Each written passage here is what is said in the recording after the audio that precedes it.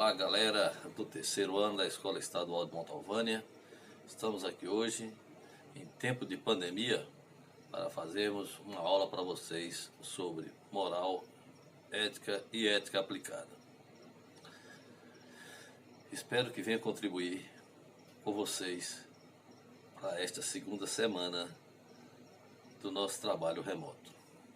Antes, porém, eu gostaria de falar aqui sobre alguns conceitos, né? Virtude na filosofia. Virtude é uma qualidade moral, um atributo positivo de um indivíduo, quer dizer que são as qualidades do indivíduo, a virtude. Nós temos a virtude intelectual, que são as ligadas à inteligência do ser humano, e as virtudes morais, que são relacionadas ao bem, tudo de bom que o cidadão faz ou o ser humano faz. A virtude foi um tema bastante abordado pelo filósofo Aristóteles, que fez a diferenciação entre virtudes intelectuais e virtudes éticas, quer dizer, ou virtudes morais. Sendo que o estado ideal é a moderação, o que se encontra no meio e no excesso. Nós temos mais um conceito para vocês. Conceito de prudência. O que seria prudência? Prudência é uma virtude que faz prever e procurar evitar as inconveniências e os perigos. Devemos ter cautela, ter calma e preocupação. Já pensou você tentando fazer algo precipitadamente? Conte até 10 para evitar algo ruim com você, cidadão. Nós temos também um conceito para vocês que vai ajudar bastante nessa segunda semana, é o conceito de niilismo.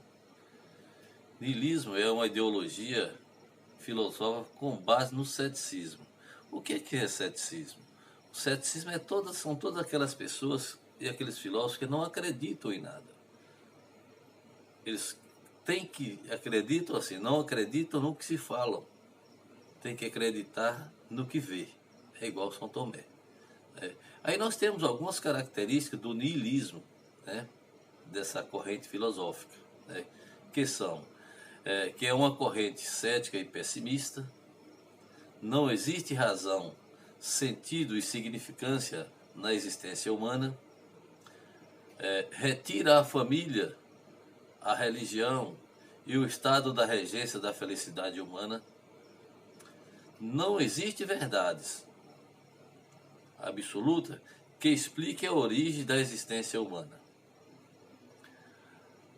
O aspecto positivo diz que o ser humano só mostra capacidade de felicidade e de assumir responsabilidade, as responsabilidades pessoais, se não forem regidos pelo Estado ou pela religião. Imaginem vocês. Temos também o conceito de utilitarismo, né? Que é uma teoria em ética normativa que apresenta a ação útil como a melhor ação, a ação correta. O termo foi utilizado pela primeira vez na carta de Jeremy Bentham para George Wilson em 1781 e posto em uso corrente na filosofia por John Stuart Mill na obra Utilitarismo de 1861.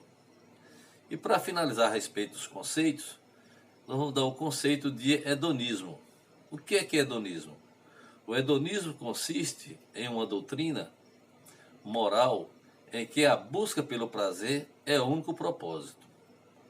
A palavra hedonismo vem do grego hedonikos, que significa prazeroso, já que o hedon significa prazer.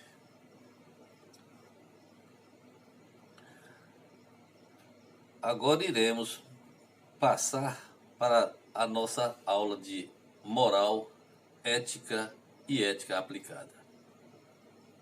Vamos falar um pouco sobre valores. Diante de pessoas, coisas e situações, estamos constantemente fazendo avaliações do nosso ser. Nós temos o juízo da realidade, a afirmação de qualidade ou defeitos de coisas existentes. O juízo de valor é qualidade que mobiliza nossa atração ou repulsa. Valores são herdados em um primeiro momento. A moral e a ética. Falamos primeiro da moral. Que moral é o quê? Moral é um conjunto de regras que determinam o comportamento dos indivíduos em um grupo social. Quer dizer, no seu grupo, na sua cidade, na sua família, no estado, no município, no distrito. Então, a moral vai depender do comportamento dele, nesses locais. A ética ou filosofia moral é a reflexão sobre as ações e principalmente que fundamentam a vida moral. O caráter histórico e social da moral, a fim de garantir a sobrevivência, o ser humano age sempre sobre a natureza, transformando-a em cultura. Para uma vida coletiva saudável, estabelecem-se regras que organizam as relações entre os indivíduos. Segundo Levi-Strauss, a passagem do reino animal para o reino humano é produzida pela instauração da lei, por meio da proibição do incesto. A liberdade do sujeito moral. O ato só se torna propriamente moral se passar pelo crivo da aceitação pessoal da norma, quer dizer, a interiorização. A partir da adolescência, o indivíduo desenvolve o pensamento abstrato e a reflexão crítica e tende a se questionar sobre os valores herdados. Quando criamos valores, não o fazemos para nós mesmos, não fazemos para nós mesmos os nossos valores, mas com seres sociais que se relacionam com os outros. O dever de liberdade. O ato moral provoca efeitos não só na pessoa que age, mas naqueles que a cercam e na própria sociedade como um ato e como todo. Para ser moral, um ato deve ser livre, consciente, intencional, mas também solidário. Responsável é a pessoa consciente e livre que assume a autoria do seu ato, reconhecendo-o como seu e respondendo pelas suas consequências. Se eu fiz algo de errado, eu serei responsável por isso. Então, cabe as consequências para mim. Desejo de vontade. O ato moral é um ato voluntário. O desejo não resulta da escolha. Já a vontade consiste no poder de reflexão que antecede a realização ou não do desejo. Seguir o impulso do desejo sempre que ele se manifesta é a negação da moral e da possibilidade de qualquer vida em sociedade. Vamos ver aqui, falar um pouco sobre a bússola e a balança. Quando pesamos prós e contras de cada ação, fazemos não apenas a razão, mas também com a sensibilidade. Ao nos tornarmos mais maduros, partilhamos as alegrias e aflições das pessoas que nos cercam, não só as de nossa convivência próxima, mas de qualquer ser humano. A bússola A bússola é o que norteia na direção do que é melhor para ser feito no plano moral. Já a balança, geralmente, em um prato da balança está o ponto de vista da moral, quer dizer, o justo a se fazer. E do outro lado está a vontade, relação ou amizade dos outros. Ninguém deve transgredir as leis humanas, né? Mas, e quando elas são injustas? É lógico que vamos transgredir. Se foi injusto comigo, por que eu vou aceitar? Jamais, né? Nesse caso, valem os movimentos de conscientização para que sejam mudadas. Tá? E a ética aplicada, como que é?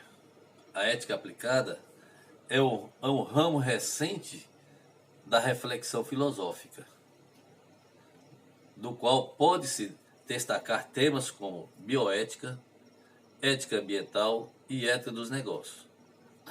Vamos falar um pouco sobre a bioética. Já pensou um médico, se tudo que se passa naquele consultório dele, ele não guardasse ética, como que seria? Né?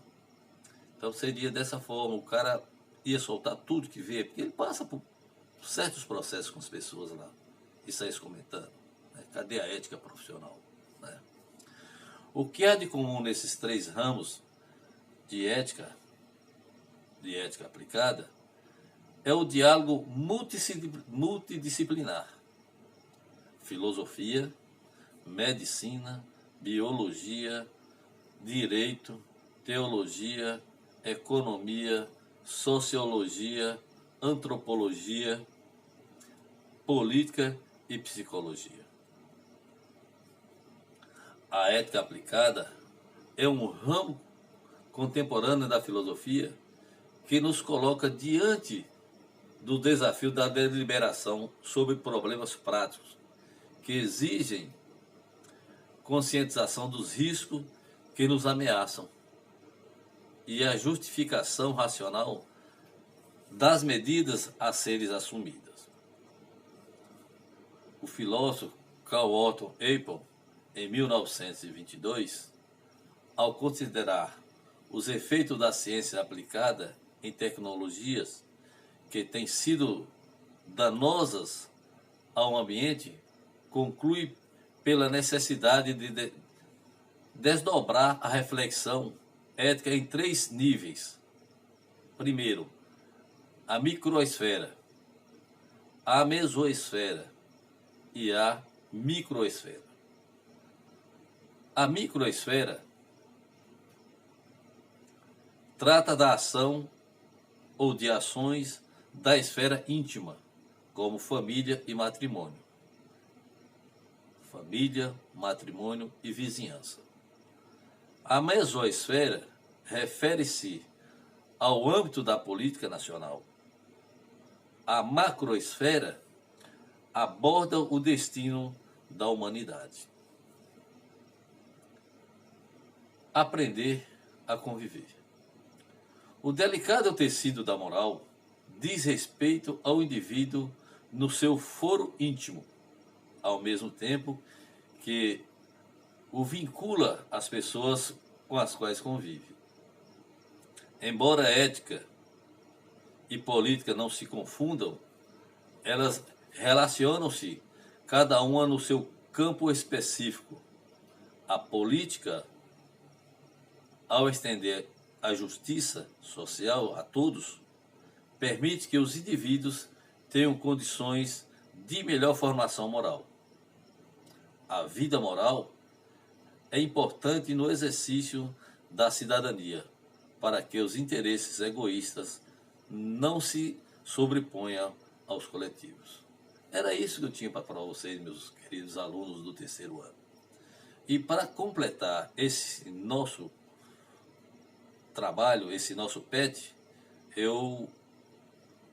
vocês vão dar uma lida no capítulo 12 do livro didático de vocês, que vai complementar esse PET da semana, e também tem um PET que eu fiz, que é para vocês responderem, alguns questionamentos para vocês responderem. Fiquem com Deus e vamos orar para que essa pandemia passe e nos retornamos às nossas atividades presenciais com vocês. Fiquem com Deus e muito obrigado.